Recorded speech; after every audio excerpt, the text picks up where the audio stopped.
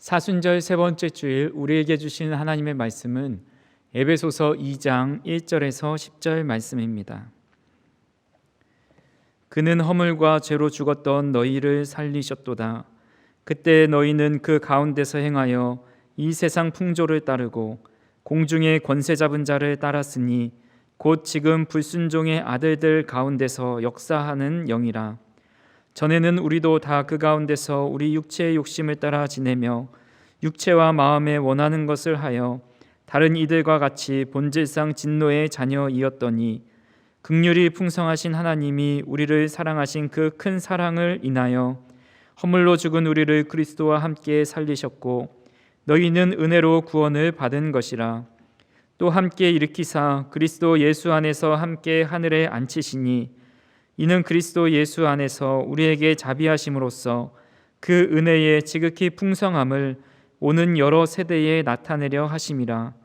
너희는 그 은혜에 의하여 믿음으로 말미암아 구원을 받았으니 이것은 너희에게서 난 것이 아니요 하나님의 선물이라. 행위에서 난 것이 아니니 이는 누구든지 자랑하지 못하게 함이라. 우리는 그가 만드신 바라 그리스도 예수 안에서 선한 일을 위하여 지으심을 받은 자니 이 일은 하나님이 전에 예비하사 우리로 그 가운데서 행하게 하려 하심이니라. 아멘. 사순절 세 번째 주일입니다. 사순절을 보내면서 우리는 사복음서를 읽고 있는데 사실 성경을 읽는 것은 다른 책을 읽는 것보다 많이 힘이 듭니다. 여러 가지 이유가 있겠지만 그 중에 하나가 우리가 지금 살아가는 이 시대와 성경이 쓰여졌던 그 당시의 시대가 너무 다르기 때문입니다. 유대인들의 입장에서는 잘 받아들여지고 쉽게 이해가 되는 부분들이 우리들 입장에서는 왜 이런 말씀을 하시고 이런 비유를 하셨을까 의문이 드는 것들이 많이 있습니다. 성경 말씀에 우리가 잘 알고 있다라고 생각하지만 실제로 정확히 그 의미를 모르는 부분들도 발견하게 됩니다. 그 중에 하나가 하나님이 우리에게 주신 선물에 대한 의미입니다. 하나님께서 우리에게 주신 선물은 예수 그리스도를 통한 구원과 부활입니다. 선물이라는 사전적 의미는 타인에게 어떤 물건을 주는 것 또는 그 물건을 의미합니다. 여기서 중요한 것은 어떤 물건을 대가 없이 준다는 겁니다. 교환하는 거나 거래하는 것은 상대방으로부터 다시 대가를 받을 것을 기대하지만 선물은 아무것도 기대하지 않습니다. 전적으로 주는 겁니다. 우리도 이런 뜻으로 하나님의 선물을 이해합니다. 구원은 아무런 대가 없이 하나님께서 우리에게 주신 선물이라고 생각하는 거죠. 폭넓은 의미로는 맞는 말입니다. 하지만 우리는 하나님의 선물에 대해서 조금 더 깊은 의미를 알아야 합니다. 존 바클레이의 바울과 선물이라는 책에서 고대인들이 사용하던 선물의 의미에 대해서 설명했습니다. 고대 로마인들은 선물을 주고받을 때 사회적인 유대를 형성하기 위해서 이 선물과 담례라는 이 순환적 작용을 하였다고 합니다. 쉽게 말해서 고대 사회에서 선물을 받는 사람이 아무런 대가 없이 받을 수 있는 것이 아니다라는 거죠. 선물을 준 사람은 자신이 준 것을 잊어버린다 할지라도 선물을 받은 사람은 그 받은 것을 잊지 않고 담례를 해야 된다는 겁니다. 우리나라 결혼식 문화에 보면 결혼식에 참석할 때 하객은 이 신랑과 신부를 축하하는 마음으로 축의금을 전달합니다. 그런데 이것은 선물로 주는 것이지만 신랑과 신부는 이것을 기억하고 추후에 어떤 형태로든지 담례를 하게 되는 거죠. 식사를 대접한다든지 추후에 연락을 취해서 그때 방문해줘서 고맙다라고 한다든지 좀 더 친한 사람은 신혼여행 갔다 오면서 담례품을 사다 주기도 합니다. 별거 아니지만 나중에 축하해줘서 참 고맙다라는 연락을 받으면 그 부부가 앞으로도 더 잘 살기를 바라면서 서로 유대감이 강화됩니다. 존 바클레이에 따르면 이 유대인들도 로마인들처럼 선물의 행위에 담례를 기대했다고 합니다. 유대 전통 내에서는 종교적 경건을 실천하는 것이 필수 사항이었습니다. 그 종교적 경건은 다른 연약한 사람들을 도와주는 일입니다.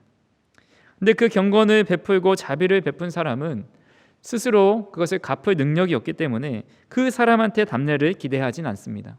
대신에 하나님으로부터 그것을 기대합니다. 고대 로마인들은 선물을 하면서 받는 자에게 답례를 기대했다라고 한다면, 유대인들은 그것을 사람에게 찾지 않았고 하나님으로부터 올 것이다 라고 생각했다는 겁니다. 이것이 우리가 선물을 이해함에 있어서 우리가 이해하는 것, 또 유대인들이 이해하는 것의 가장 큰 차이점입니다. 우리가 생각하는 선물은 아무런 대가를 지불하지 않는 것으로 생각할 때가 많이 있습니다. 하지만 유대인들의 선물에는 그에 따른 답례가 있어야 된다라고 생각한 겁니다. 그렇게 우리가 생각하는 선물의 이해를 가지고 이 사도 바울이 당시의 그런 설명, 하나님의 선물을 설명한 것을 이해하려면 그 뜻을 온전히 이해할 수가 없는 것이죠. 하나님께서 주신 선물의 의미를 알기 위해서는 두 가지 이해를 가지고 있어야 합니다. 첫 번째는 우리가 익히 알고 있는 것처럼 하나님의 선물은 아무런 조건 없이 누구에게나 값없이 주어진다는 겁니다. 또한 두 번째로는 선물을 받았다면 그에 따른 답례를 드려야 한다는 겁니다. 첫 번째로 하나님의 선물은 누구에게나 주어집니다. 이 존 바클레이는 이것을 비상응성이라고 말을 합니다. 비상응성이라는 말은 선물을 받는 사람의 가치를 고려하지 않고 주어진다는 말입니다. 얼마 전에 유튜브를 보니까 이 자녀가 아버지의 생신날 선물을 드리는 장면을 영상으로 찍어서 올린 영상을 보았습니다. 남매를 혼자 키우는 아버지가 있는데 두 자녀가 이제 커가지고 아버지의 생신을 깜짝 놀래키려고 선물을 준비한 겁니다. 아버지에게 생신 축하합니다 하면서 상자를 건네죠. 그 상자를 열어보니까 그 안에는 장난감 자동차가 하나 있었고 편지 하나, 또 그 안에 작은 상자가 또 있었습니다. 이 아버지는 장난감 자동차를 보더니 뭐 이런 걸 나한테 주나 이런 마음이 들었지만 이내 이 자녀들이 챙겨줬다라는 것에 막 기뻐합니다. 그리고 편지를 열어서 읽어보는 거죠. 아버지, 어머니가 계시지 않음에도 저희들을 잘 키워주셔서 감사합니다. 사랑합니다. 이런 내용의 편지가 적혀 있었습니다. 이 아버지는 편지를 읽으면서 눈물을 흘립니다. 너무 감격스러운 거죠. 그리고 나서 마지막에 이 상자 안에 있는 작은 상자 여는데 무엇이 들어 있었을까요? 그 안에는 자동차 키가 들어 있었습니다. 자녀들은 일터까지 걸어 다니는 아버지를 위해서 자동차를 선물해 준 겁니다. 요즘 유튜브에 보면 남편이나 아내나 형제끼리 혹은 직장 동료에게 고급 승용차나 값비싼 물건을 선물해 주고 그것을 영상으로 촬영해서 올린 영상들을 봅니다. 그들은 생각지 않은 아주 귀한 이 선물에 감격의 눈물을 흘립니다. 선물을 주는 사람은 아무런 대가를 바라지 않고 주지만 아무에게나 주지는 않습니다. 그동안 키워주신 그 감사하면서 그것을 드리고 앞으로 나에게 잘해줄 것을 기대하고 앞으로 잘해보자라는 마음으로 선물을 준비하고 선물을 받을 만한 사람한테 주는 겁니다. 그런데 하나님의 구원의 선물은 받을 수 없는 사람에게도 주어집니다.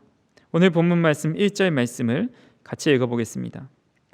그는 허물과 죄로 죽었던 너희를 살리셨도다. 이 말씀은 하나님과 우리 인간 사이의 관계가 어떠한지를 아주 잘 표현하고 있습니다. 성경에서는 죽었다라는 말의 의미를 두 가지로 사용합니다. 첫 번째로는 우리 육신의 죽음이고요.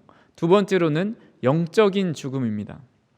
영적으로 죽어있는 상태에 대해서 성경 곳곳에 기록하고 있는데 창세기 2장 17절을 보시면 선악을 알게 하는 나무의 열매는 먹지 말라.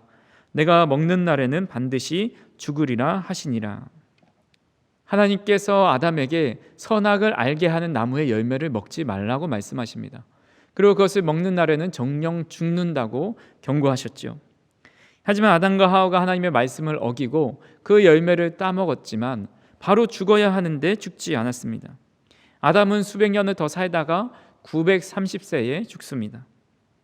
하나님께서 겁주시기 위해서 이런 말씀을 하신 건가?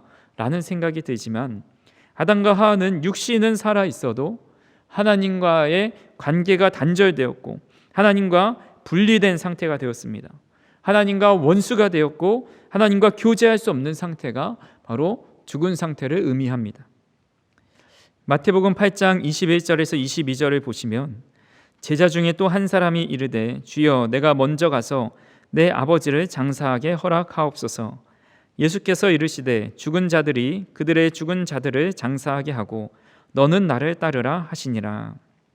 예수님께서 주변에 자신을 따르던 제자들을 향해서 나를 따르라 말씀하자 그는 내가 아버지의 장례를 치르고 와서 주님을 따르겠습니다 라고 말합니다.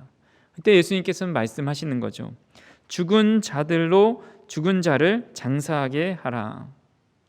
죽은 자가 어떻게 죽은 자를 장사할 수 있겠습니까? 근데 예수님이 보실 때는 이 살아있지만 죽은 자들, 영적으로 하나님과의 관계가 완전히 끊어지고 관계가 없는 그 사람들을 죽은 사람이다 라고 말씀하신 겁니다.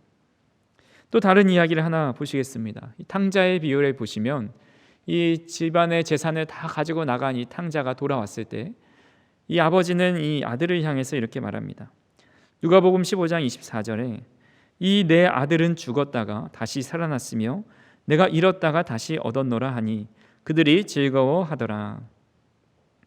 아들은 죽은 적이 없는데 죽었다가 다시 살아났다라고 이 아버지는 말합니다. 이 아들이 아버지를 떠났을 때 그 아버지와 분리된 상태였기 때문에 그는 이 아버지 입장에서 죽은 아들이었습니다. 즉 성경에서는 죽지 않았지만 죽었다고 표현할 때가 바로 영적인 죽음을 의미합니다.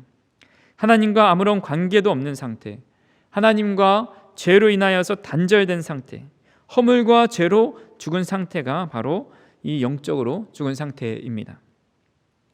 허물과 죄로 죽은 것이 구체적으로 어떤 상태였는지 2절에 말씀하고 있습니다.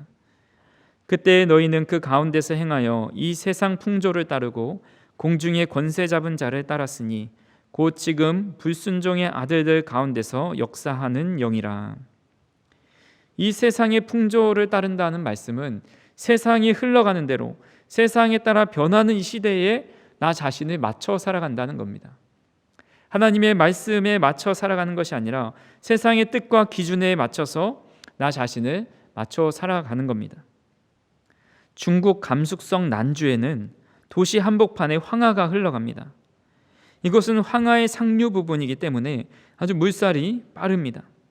얼마나 물이 탁한지 믹스커피를 타놓은 것 같죠. 그런 탕류 속에도 물고기들이 살고 있는데 그 중에 큰 물고기들도 많이 산다고 합니다. 그 물고기 요리가 그곳의 진미라고 합니다. 그러나 그 물고기가 죽으면 배를 드러내고 물 위로 떠올라서 정처 없이 탕류에 흘려서 하류로 떠내려 갑니다. 세상 풍조를 따른다라는 것이 이런 의미입니다. 그 빠른 물살을 거슬러 헤엄치지 못하고 탕류에 휩쓸려 정처 없이 떠내려 가는 겁니다. 물살을 가르지 못하는 물고기는 죽은 물고기처럼 이 세상의 풍조를 가르지 못하는 사람은 영적으로 죽어 있는 사람입니다. 두 번째로 영적으로 죽은 자는 공중의 권세 잡은 자를 따릅니다. 2절 중간부터 보시면 공중의 권세 잡은 자를 따랐으니 라고 말합니다.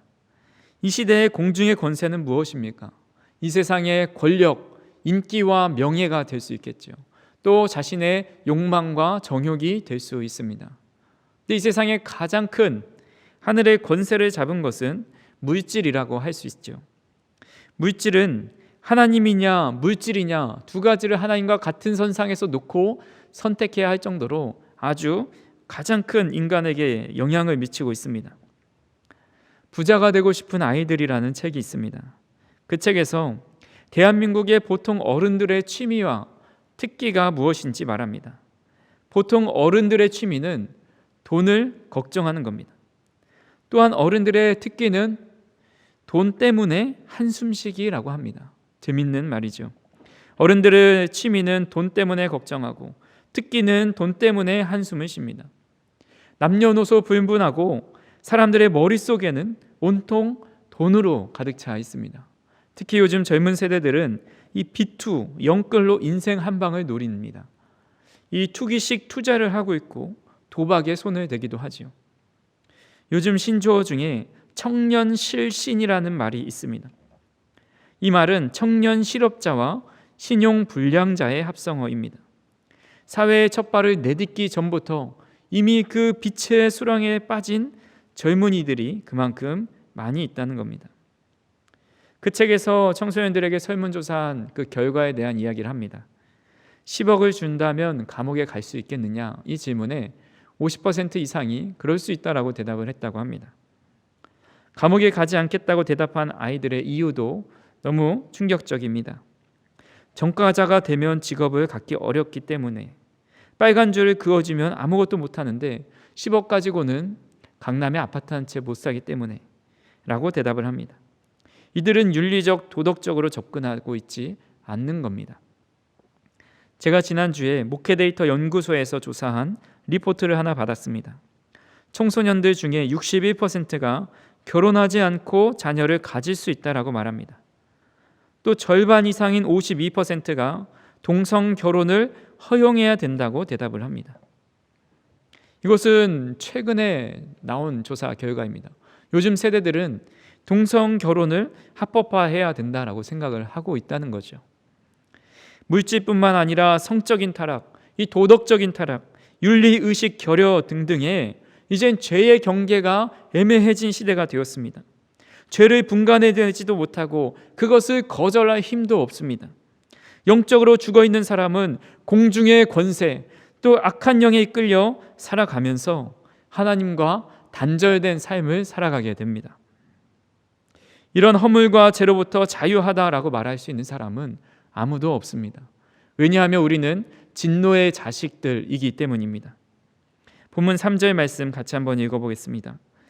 전에는 우리도 다 그 가운데에서 우리 육체의 욕심을 따라 지내며 육체와 마음에 원하는 것을 하여 다른 이들과 같이 본질상 진노의 자녀이었더니. 이 본질상이라는 말을 쉽게 말씀드리면 알맹이라는 말입니다.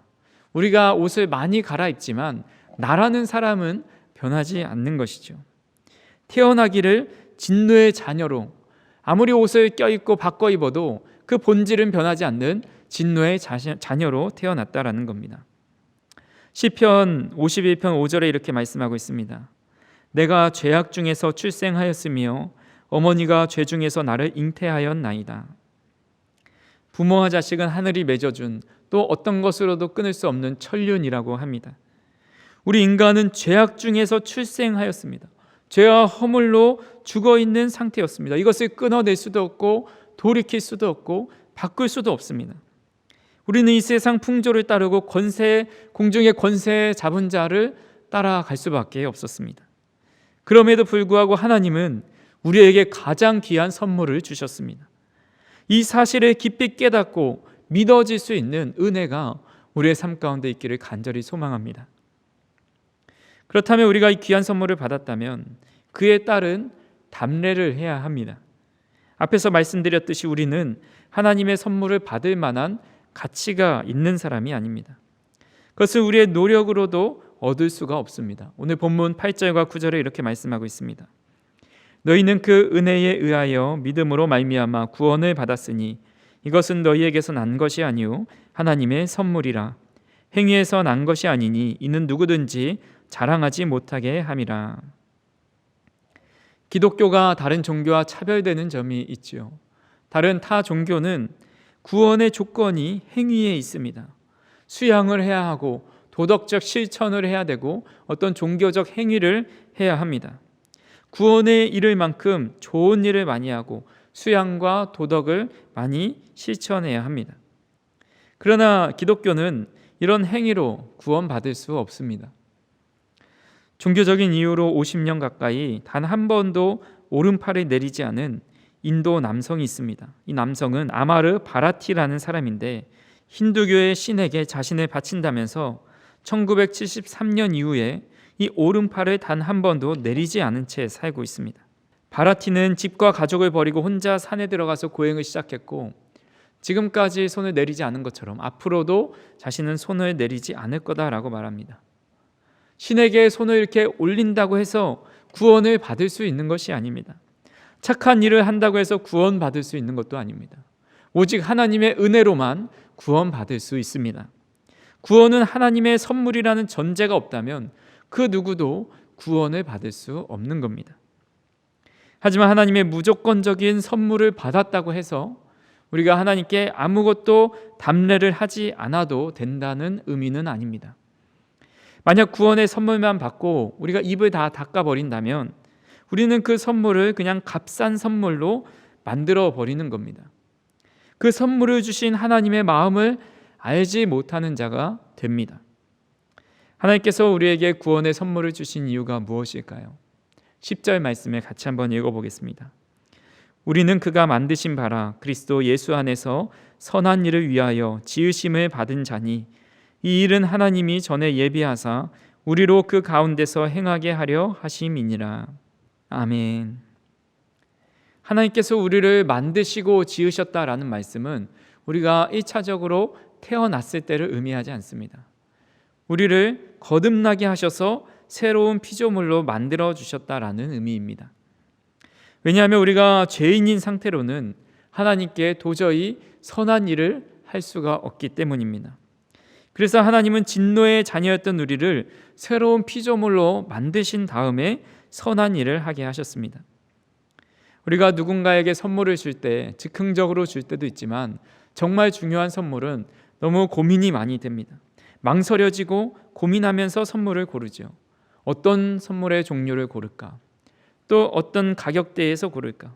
이것이 어떤 쓸모가 있을까를 생각하면서 그 받는 사람의 입장에서 그 사람이 흡족해하고 좋아할 만한 것을 고릅니다.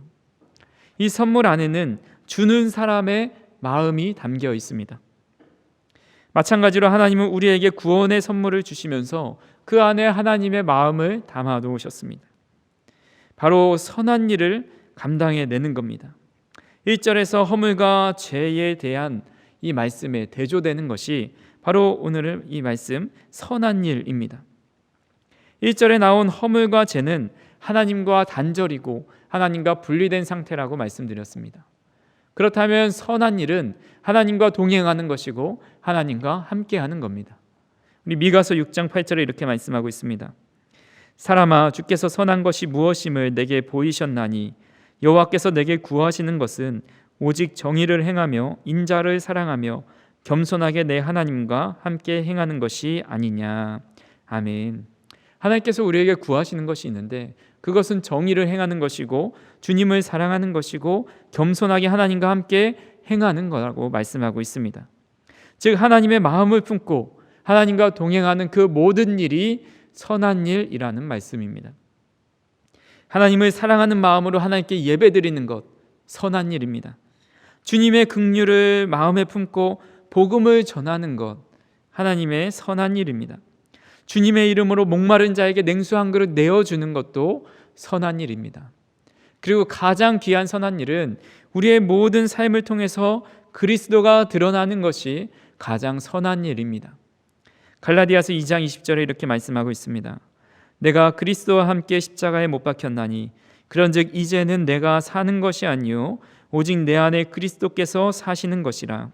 이제 내가 육체 가운데서 사는 것은 나를 사랑하사 나를 위하여 자기 자신을 버리신 하나님의 아들을 믿는 믿음 안에서 사는 것이라. 아멘. 하나님의 선물을 통해서 거듭난 사람은 자기 자신은 십자가에 못 박고 내 안에 계신 그리스도의 말씀에 순종하며 살아갑니다. 그런 순종의 삶을 통해서 주님의 모습을 드러나는 것이 하나님의 선물을 받은 자로서 우리가 드릴 수 있는 담례입니다. 문학평론가인 장은수라는 분이 선물은 받는 자가 완성한다라는 글을 썼습니다. 선물을 가치 있게 만드는 것은 받는 사람의 반응에서 비로소 완성된다. 받는 이의 마음속에 기쁨이 움트게 하고 사랑이 넘치게 하며 정을 일으키는 순간이야말로 물건이 선물이 된다. 받는 자가 선물의 의미를 적극적으로 읽을 때 비로소 주는 자와 받는 자가 하나로 깊이 이어진다. 이 장은수라는 분이 글쓰기 수업도 진행을 하는데 그는 학생들에게 이런 과제를 내준다고 합니다. 주제는 죽은 자가 보내온 선물입니다. 만약에 어느 날 소포가 하나 왔는데 10년 전에 돌아가신 어머니로부터 온 소포입니다. 이 안에 무엇이 들어있을까 궁금해하며 소포 안을 열어봤는데 아무것도 들어있지 않은 겁니다. 어떤 물건도 종이 조각 하나 들어있지 않습니다. 그저 소포 박스 바깥에 보내는 사람과 받는 사람의 이름만 적혀 있습니다. 이 선물을 왜 보내셨는지 그 이유를 도무지 알 수가 없습니다. 그러면서 이 소포를 받은 사람은 생각하는 거죠. 어머니는 나에게 무엇을 말씀하고 싶으신 것일까? 이 살아생전 어머니의 모습을 생각하면서 상상해 볼 수밖에 없는 겁니다. 이 과제를 내준 의미에 대해서 이렇게 말합니다. 물건을 선물로 만드는 건 받는 사람의 몫이다. 침묵하는 사물에서 선물의 의미를 읽어야 한다. 어찌 보면 선물은 주는 사람을 떠올리고 자신을 돌이키면서 스스로 가장 멋진 이야기를 써나가는 셈이다. 선물이란 받는 사람을 존중해서 자기 마음을 선물하는 것이나 다름없다. 선물은 결국 둘을 서로의 마음을 읽는 존재로 엮어준다. 저는 이 글을 읽으면서 하나님께서 어떤 마음으로 우리에게 구원이라는 값진 선물을 주셨을까 생각해 보았습니다. 하나님은 어떤 마음으로 우리에게 구원을 주셨을까요? 가장 큰 이유는 하나님의 그 크신 사랑 때문입니다.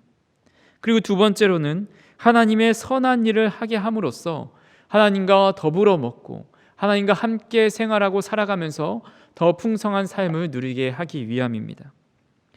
간절히 바라기는 선물 안에 담겨져 있는 하나님의 마음을 깨달을 수 있길 바랍니다. 그리고 그 마음을 감사함으로 받고 하나님 앞에 우리의 선한 일로 담례를 드릴 수 있는 우리의 삶이 되기를 간절히 소망합니다. 말씀을 정리합니다. 하나님의 선물을 우리가 두 가지 관점으로 살펴보았습니다. 하나는 하나님의 선물은 누구에게나 값없이 주어진다는 겁니다. 심지어 우리가 죄악 가운데 있었을 때 하나님과 완전히 단절된 진노의 자녀였을 때도 그 사실은 변하지 않습니다.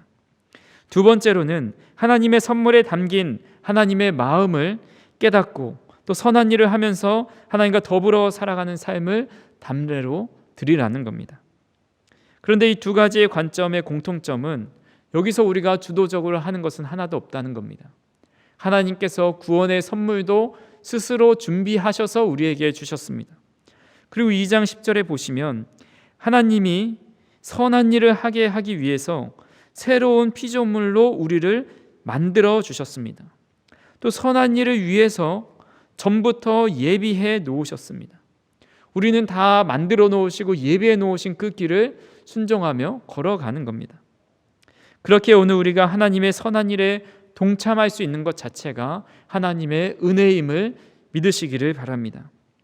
값없이 주신 은혜를 값없게 만드는 것이 아니라 가장 귀한 선물로 만들어서 주님 앞에 담례할 수 있는 저와 우리 성도님들이 다 되시기를 주님의 이름으로 축원합니다. 사랑과 은혜가 풍성하신 하나님, 하나님의 구원의 선물을 받을 자격조차 없음에도 불구하고 저희들에게 하나님의 구원의 선물을 주시니 감사합니다.